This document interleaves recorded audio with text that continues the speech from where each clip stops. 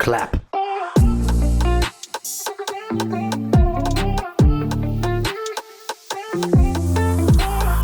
Bonjour Adami.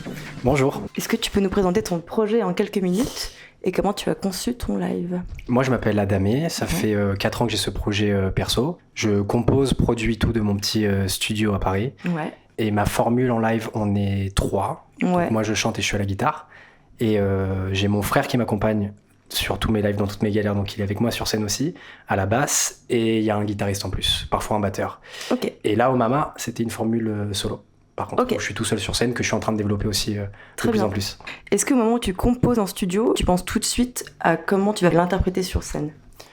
Oui, et Ouais. je fais une petite parenthèse, c'est vachement drôle que tu me poses cette question parce que j'ai fait mon mémoire là-dessus. Ah oui, d'accord. J'ai fait un ok. mémoire qui est porté sur, en gros, du studio au live. C'est la plus grosse problématique, je trouve, de nos jours où, par exemple, moi, je produis tout depuis mon ordi. Quand je compose, j'avance énormément mes morceaux. Et du coup, pour le retranscrire en live sans que ça soit full playback, il y a toujours cette Ouais. réflexion de qu'est-ce qu'on laisse dans l'ordinateur, qu'est-ce qu'on décide de jouer. Là, en l'occurrence, quand j'ai cette formule où je suis solo, beaucoup de choses sont envoyées par ordinateur. Il y a beaucoup de parties que je joue évidemment à la guitare. Mais c'est effectivement toujours cette problématique de se demander qu'est-ce qui est bon à être envoyé par les séquences. Ouais. Et qu'est-ce qui est pertinent d'être joué sur scène. Dans l'idéal, j'ai envie de te dire, je n'aurais pas d'ordi et il y aurait des musiciens qui jouent toutes les parties. Mais Ok. voilà, vu les contraintes actuelles du live, des tournées, des coplateaux qui prennent du temps, en général, on te demande souvent d'être tout seul. Et là, c'est encore plus un casse-tête parce que pour que ça soit pertinent et vivant et pas juste playback comme on en voit beaucoup, Ouais, carrément. faut se creuser la tête. Mais en même temps, c'est vachement cool. T'as grandi dans une famille d'artistes aussi ? Ouais.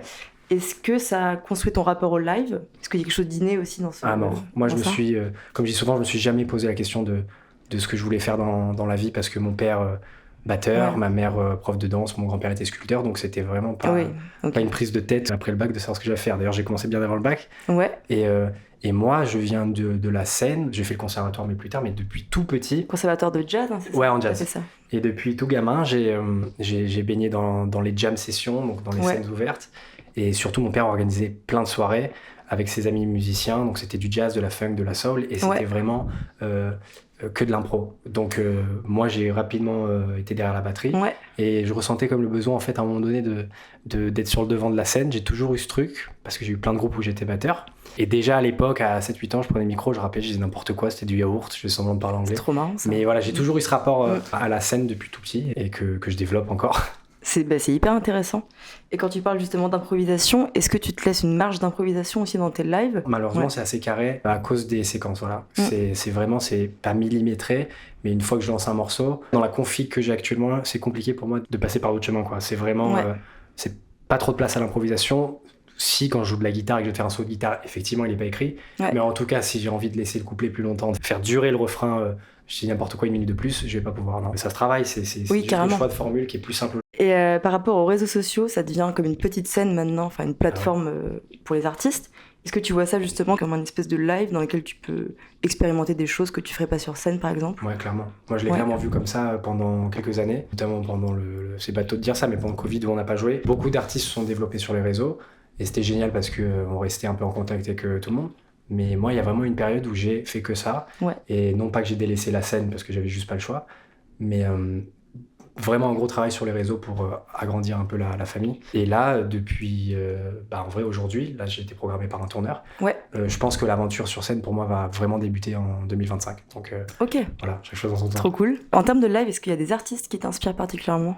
Tu veux dire sur scène particulièrement ? Ouais, sur scène, ouais. Ouais, c'est vraiment pas dans ma veine, mais moi j'ai Ouais. toujours adoré les Red Hot, qui pour le coup, eux, tu vas voir un de leurs concerts, c'est jamais le même. Ouais, tu te prends une claque, oui, ça change à chaque fois. Enfin, ils jouent les parties différemment, il n'y a pas une séquence, ils font tout live, donc les Red Hot vraiment pour l'aspect vraiment s'amuser sur scène. Et après pour les projets on va dire un peu plus récents, je sais pas qui je pourrais te citer, il y a une artiste que j'adore qui s'appelle Lucen de Yakuza, qu'on entend Ouais. un petit peu moins, mais qui sur scène avait un truc qui marchait super bien je trouve, avec tu vois, elle a vraiment fait le choix d'avoir un groupe, alors que plein d'artistes, tu vois, c'est DJ Et ça change complètement l'album. À mort. Ouais, carrément. qui j'aime en live, j'adore un groupe qui s'appelle Please, d'ailleurs j'ai la casquette Oui, juste là, ah bah qui passe. qui passe, et c'est ouais. mon frère qui joue à la basse. C'est pour ça que je te Ah, parle c'est aussi. vrai. Ouais. Ah, d'accord, ok. Donc Please, vraiment, il faut y aller vendredi. Ouais. C'est une claque absolue. Pour finir, c'est quoi tes ambitions en termes de live dans les prochaines années ? J'irai avoir